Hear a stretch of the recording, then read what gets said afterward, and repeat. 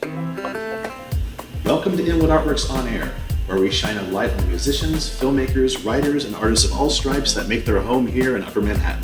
I'm Aaron Sims. And I'm Gordon Ostrowski. Gordon joins us today as part of our opera team here at Inwood Artworks, having recently retired as stage director and assistant dean at the Manhattan School of Music. As you may have deduced, this is an opera-themed live and local edition of Inwood Artworks On Air. We're happy to say that at a time when venues around the world are closed, we are about to experience live opera. We're recording this episode on a late summer afternoon at 809 Restaurant and Lounge, which to many is the heart of Dyckman Street here in Inwood. Gordon, who are we welcoming today on Live and Local? Today, Aaron, we're enormously excited to be joined by soprano Mary Phillips and mezzo-soprano Mary Phillips. Mary debuted at the Metropolitan Opera as Senta in Die Fliegende Holländer in 2010, which was also the year she appeared in a role debut as Brünnhilde in Die Walküre with the Hawaii Opera Theater. Since then, she's performed to tremendous accolades throughout North America and Europe. Mezzo-soprano Mary Phillips debuted at the Metropolitan Opera in 2006 in Verdi's La Forza del Destino and has been with the Met Opera ever since her debut. She sang Brangäne and Tristan and Isolde for the Dallas Opera and Schwertleite in the Metropolitan Opera's production of Die Walküre. In 2012, she received a Grammy for her solo work in the Met's recording of Wagner's Ring Cycle. Mary, too, has sung throughout North America and Europe, including Carnegie's Zankel Hall and the Library of Congress. And in case you're wondering, Mary and Mary are not just sisters, but twins. Ladies and gentlemen, Mary Phillips soprano and Mary Phillips mezzo-soprano. Let's be clear with each other. Which narcissus of what do you select? You decide first, dear sister. I have already. I will take the slimmer, dark one, who seems wittier to me.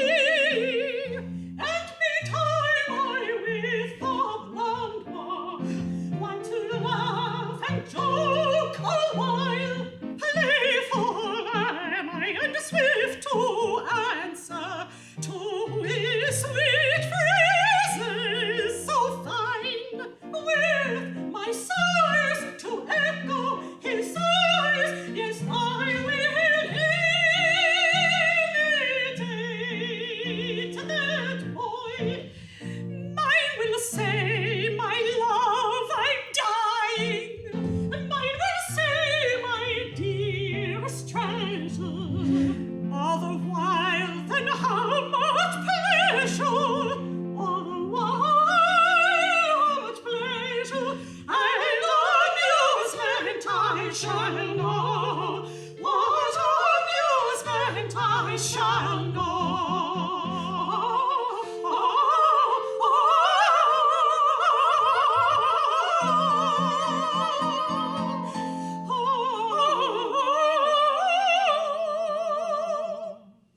I will take the slim and dark one, who seems wittier to me.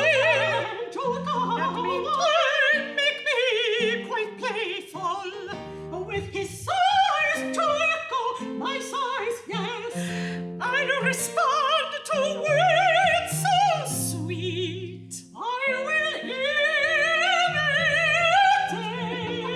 imitate that boy.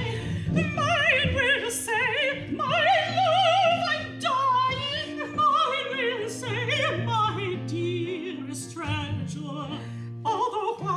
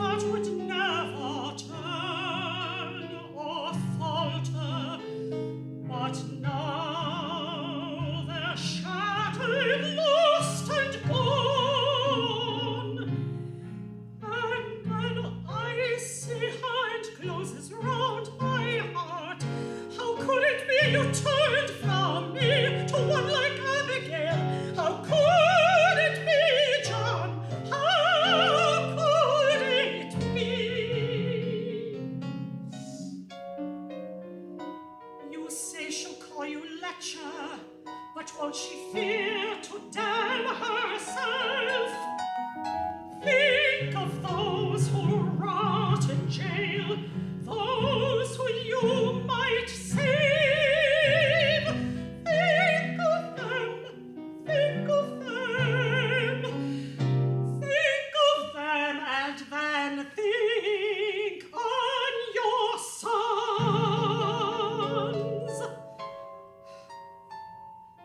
John, grant me this, you do not know a young girl's heart. A promise is made in any bed, spoken or silent, it's surely made. Now Abigail may dream of that. I know she does. Go to her, John, and break that promise, that she may dream no more.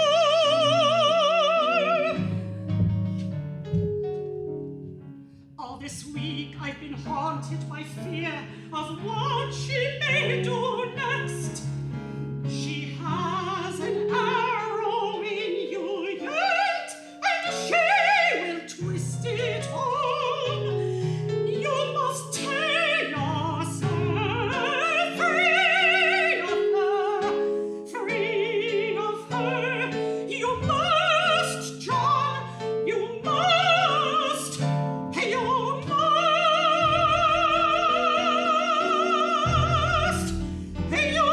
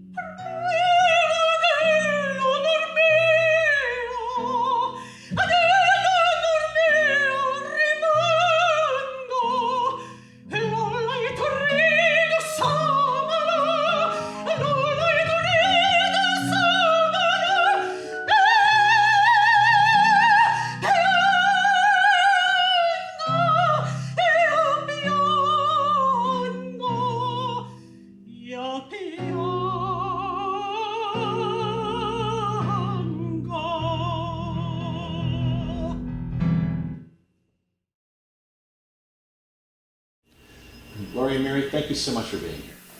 Hi, Aaron. Good to be here. It's a pleasure. Thanks, Aaron. That was fantastic.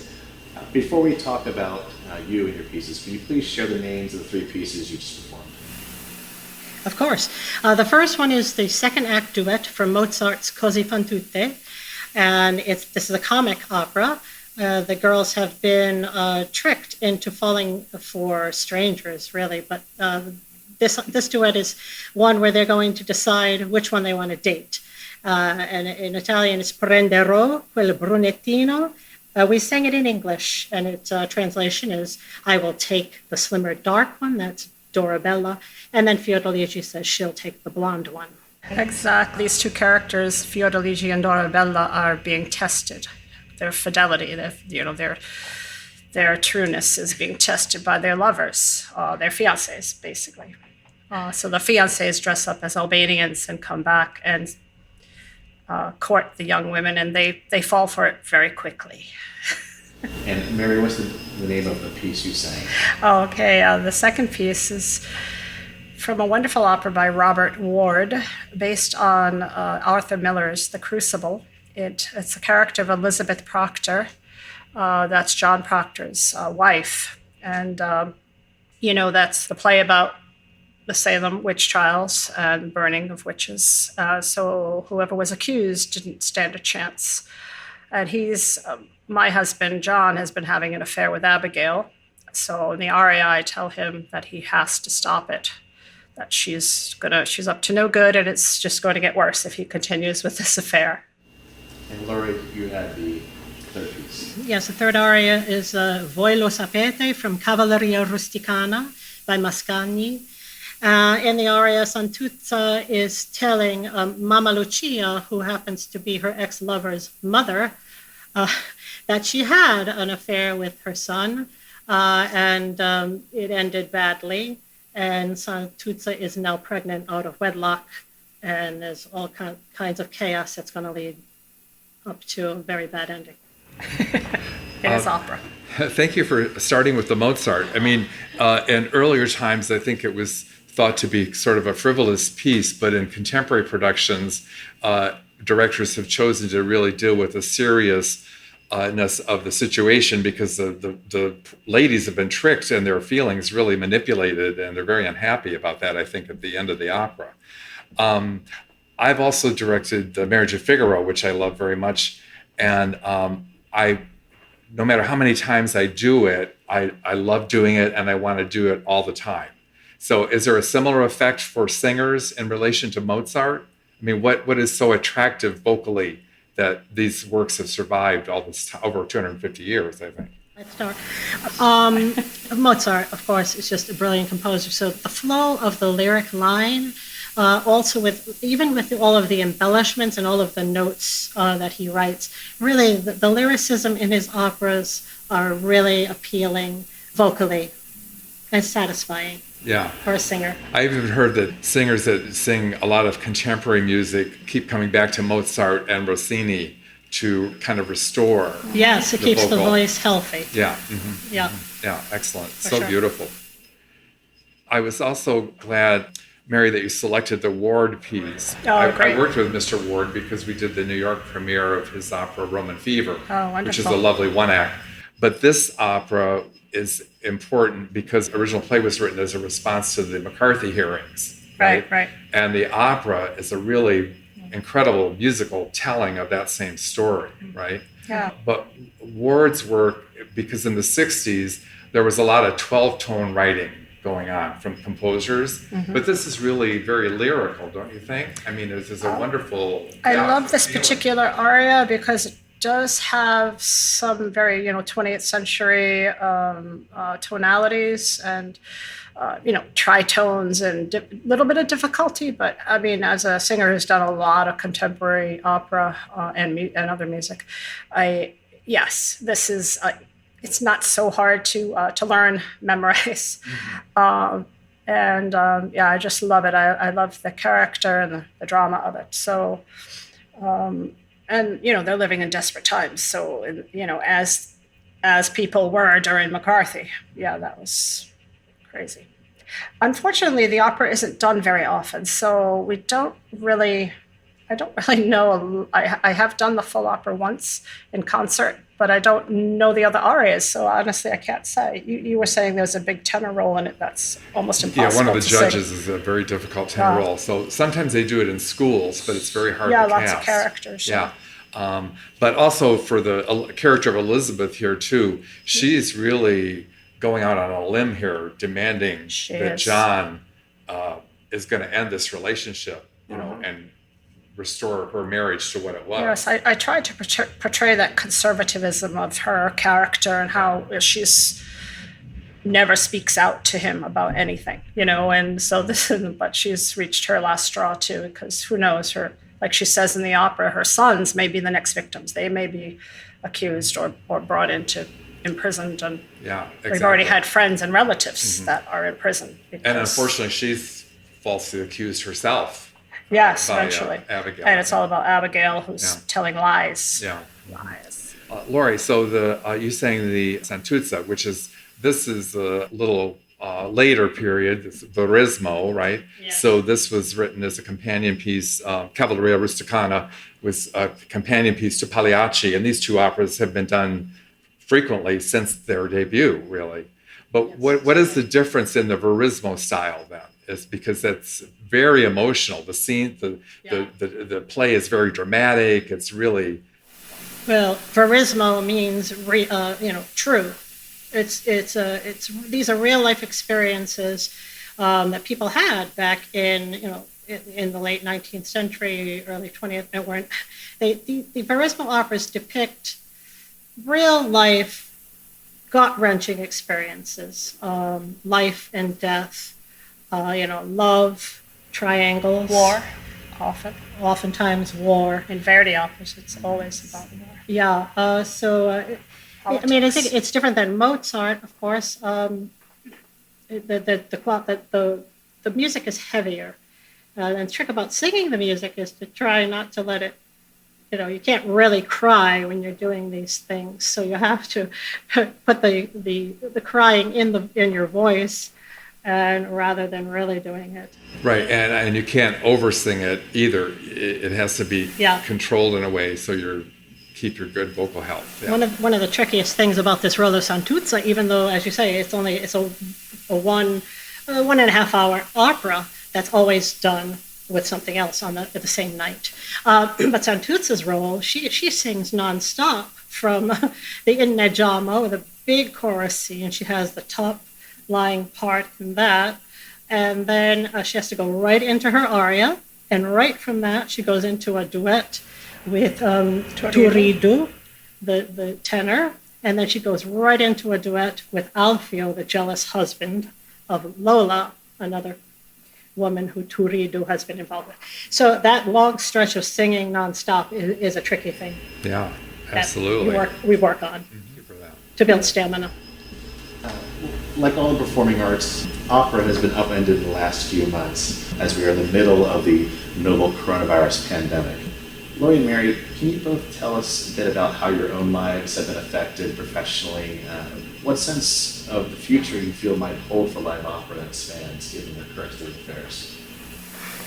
You all start, Mary? I'd love to be positive about the future of opera, and I've been very concerned and, of course, very sad at the fact that the Metropolitan has had to close. Now, I had a job there in April that I totally lost.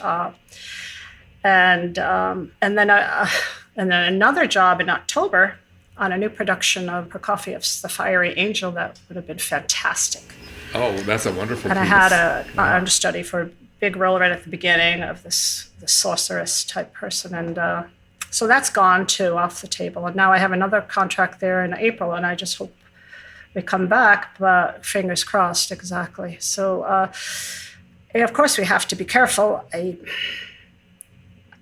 Social distancing in an opera house when the seats are so close together. Of course, we think it's possible. Just leave a couple of seats between each family or each couple. Or in reality, I don't think it's going to be able to work that way. Besides, the artists and the orchestra and the directors, we all have to be in a room together rehearsing. It doesn't just happen. It's not instant opera.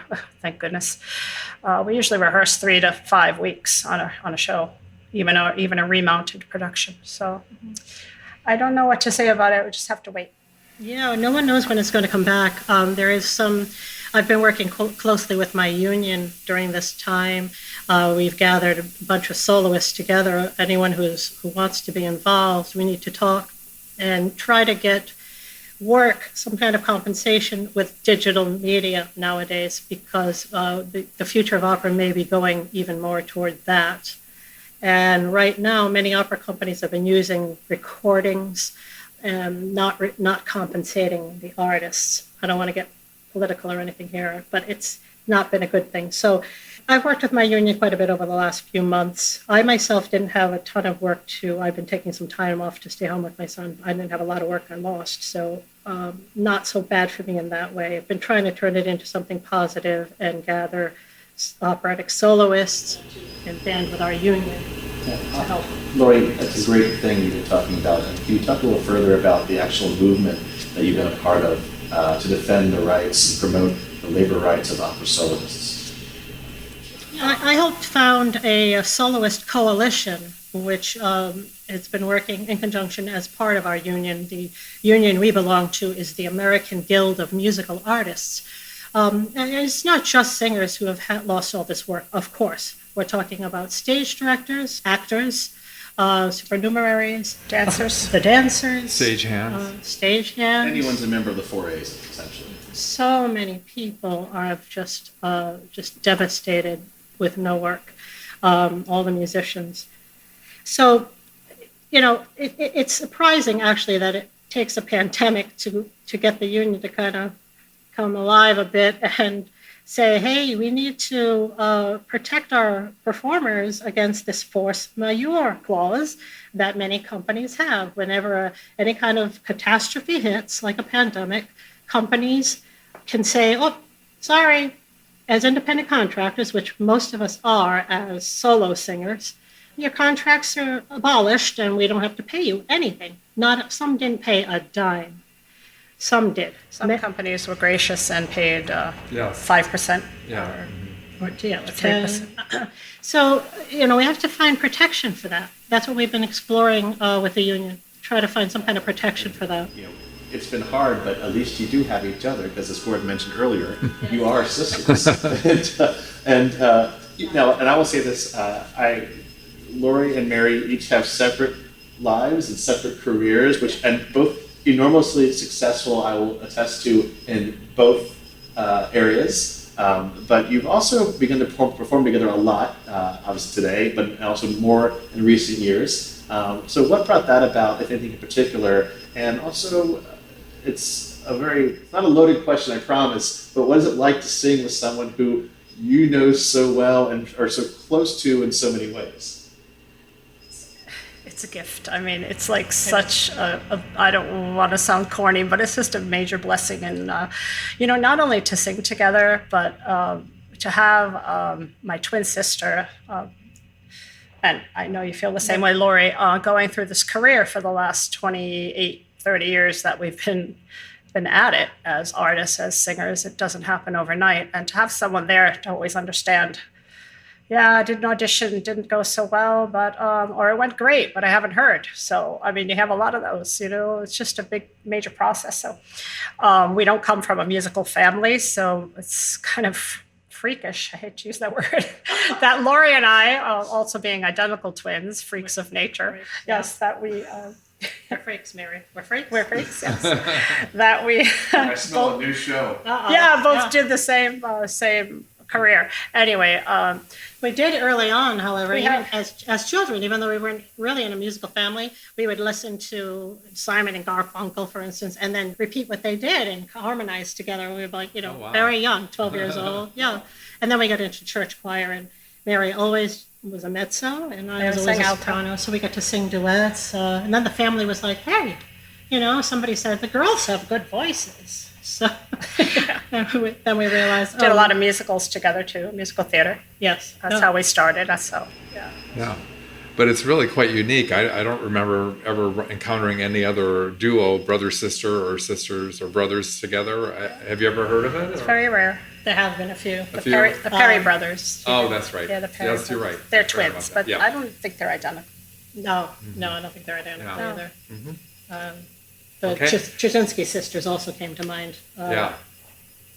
But not twins. What are the final two pieces that you'll perform today? Starting with you. Wonderful. Oh, one of my favorite characters, Azucena from Il Trovatore. It's a bit of a convoluted story, but the music is so fantastic that, it has to be done. And thank goodness it is done often. I've done it a bunch of times myself in various companies. Was it Franco Curley that said, you need the four greatest singers on earth to be able to pull off Il Trovatore. So the tenor role is so difficult. The mezzo role that I sang today, the gypsy Azucena, who accidentally burns her own son in a fire instead of the count's son. She has a vendetta against the count.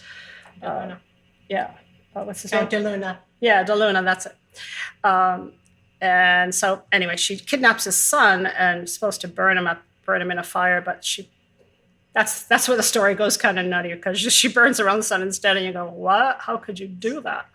But she saw her own mother, as a gypsy, tortured and killed. And so it's not a pretty story, and it doesn't end very well. As many operas don't. Yeah.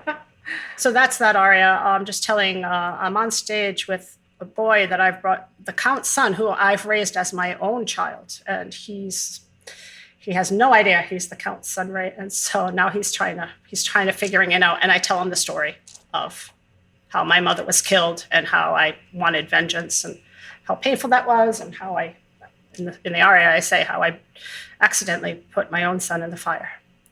Well, it's critical because he's the rival of the Count de Luna.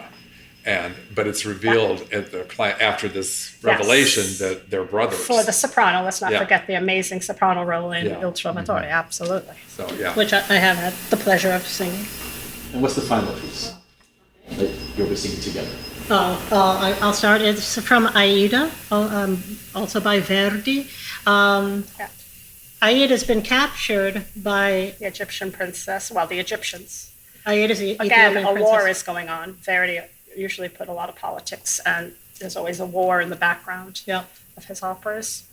So Amneris, Mary's character, has the benefit of having me as a slave for quite a while, and she falls in love with Radames, the Egyptian prince, but Aida is in love with Radames as well, and Radames is actually in love with Aida. Amneris figures that out during this duet. Radames isn't also given accolades, like he's the hero of Egypt. So of course the Egyptian princess should marry him, and the pharaoh has said that. But now he's in love with Aida. Yeah, that's what we sang about. So that's it. And Aida in this duet is begging Amneris to use her beauty and power to save Radames. Aida is willing to sacrifice her life if Amneris will just be kind to Radames. In the opera, of course, Aida and Radames are both enclosed in a tomb and suffocate together. And then Amneris actually ends the opera saying, pity, have pity on their souls. It's a beautiful ending. I mean, for this kind of vicious character to have remorse. She has remorse at the end, and it's one of the reasons I love Amneris so much. I mean, I think she was brought up to be powerful and to be the leader, and so she can't be taken advantage of. It's like many leaders, even today, right? They're not going to be. So, I always try to equate what I'm doing on stage to, like, this could be real. This is a real life thing, just to personalize the character, She prays for their souls at the end. It's very sad, but she doesn't save them. We're looking forward to it. Also, it's an example of Verdi was famous for using offstage singing or an offstage musical thing that influences the onstage action. So we hear the military march, which signals the return of Radames to Egypt, and that's what sets the whole scene off. Yeah. towards the end of it. Yeah. Just a little side note, one of my first professional jobs was at the Netherlands Opera in Amsterdam. I sang the offstage High priestess. Yeah, a high priestess. Oh, In sure. Aida. Yes, high priestess in Aida. The prayers are beautiful. It's a beautiful piece of music too. Once again, Lori Phillips, soprano, and Mary Phillips, mezzo-soprano. Essa bruciata venne ad arde quel fuoco.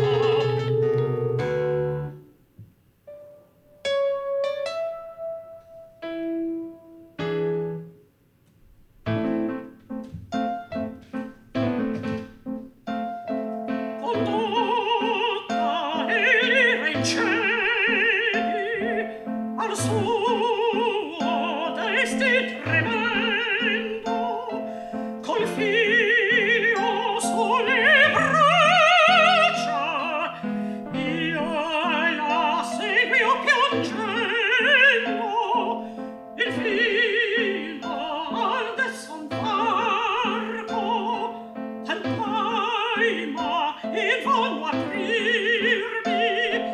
il vante con la misera fermasi a benedirmi. Che fra bestemmio scene, pungendo l'acquiferi, arroga cacciaro e gli sceglierati scherri. Allor contro un quatcento mi vendica sclamò. Quel detto neco eterno in questo cor lasciò. E figlio giunse il ruppe del conte, lo trascina qui meco, le fiamme odiano già pronte.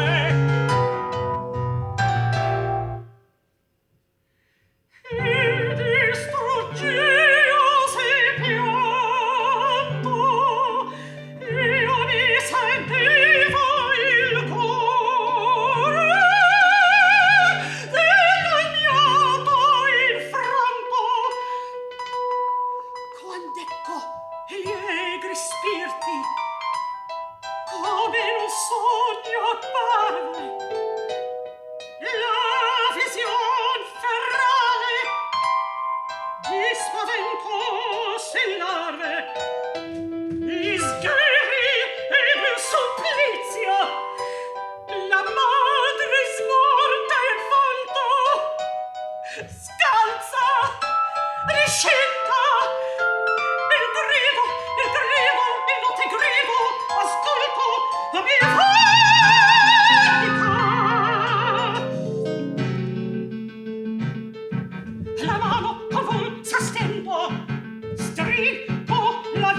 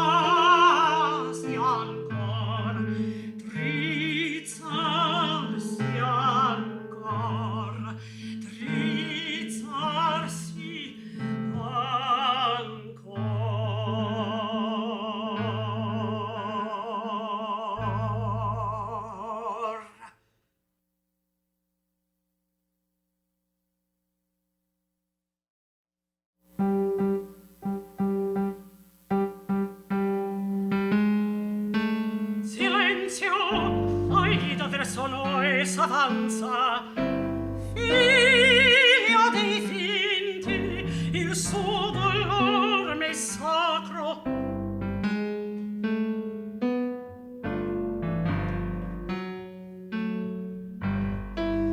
Nel rivederlo, in dubbio atroce in me si desta.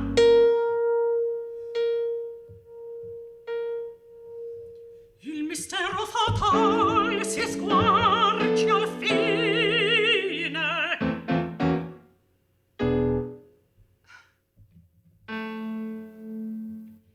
Fu la sorte dell'armio tui funesta, povera Ida. Il lutto che ti pesa sul cortico divido. Io sono l'amica tua.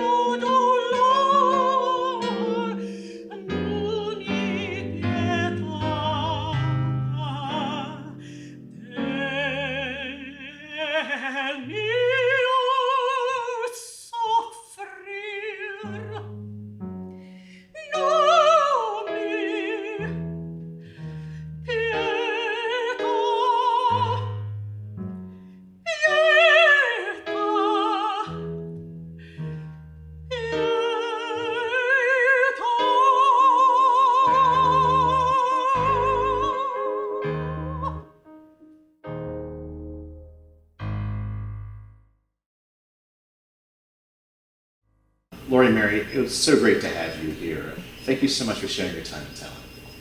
My pleasure. Pleasure to be here, Aaron.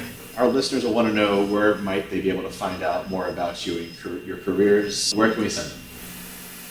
Okay, I'll start. I have a Facebook page, the Lori Phillips Dramatic Soprano, and my website is loriphillips.com. It's with two L's. Also, you can find me on Instagram. Also, some of my recordings are still available on Amazon, and there are recordings on YouTube. If you just put in Lori Phillips Soprano. Yep, you did that French piece that's recorded with American Symphony Orchestra. Yes. Right. Same here. It's always just good to put Mary Phillips Mezzo-soprano because there's another Mary Phillips that runs a shop that I won't say what she's selling, but make sure you put Mezzo-soprano. You'll be directed to my manager's website where there are lots of selections and videos. Also on YouTube, you can find a clip of Dallas Opera's Tristan and Isolde of me and my colleague Jean-Michel Chapernet singing a beautiful excerpt. Also on there should be Il Trovatore from Bob Jones University. That was a wonderful production we did there. The whole opera is on YouTube, I believe. And also, I have recordings of Mahler symphonies, but that's not opera, so other things. Yeah. Strauss operas. Same here. Well, as always, listeners, you'll find those links up on Inwood Artworks webpage. Thanks again, Lori and Mary. I want to say a very special thanks to Leanne Overton today for providing exquisite accompaniment today for Lori and Mary for this edition of Live and Local. She was wonderful. Absolutely. And we'll have her back again for sure. This is Inwood Artworks On Air, where we showcase the musicians that make their home in and around New York City. Thanks again to 809 Restaurant and Lounge at 112 Dyckman Street here in Inwood for hosting us. Inwood Artworks is all about supporting local small businesses, and we hope you do too. Be sure to follow us at Inwood Artworks on our social media channels and at inwoodartworks.nyc to keep up with all that we do, which includes the Inwood Film Festival, Filmmakers Al Fresco, pop-up art galleries, live performances, and so much more. And stay tuned for more editions of Inwood Artworks On Air. Thank you for tuning in. This is Aaron Sims And Gordon Ostrowski. for Inwood Artworks On Air.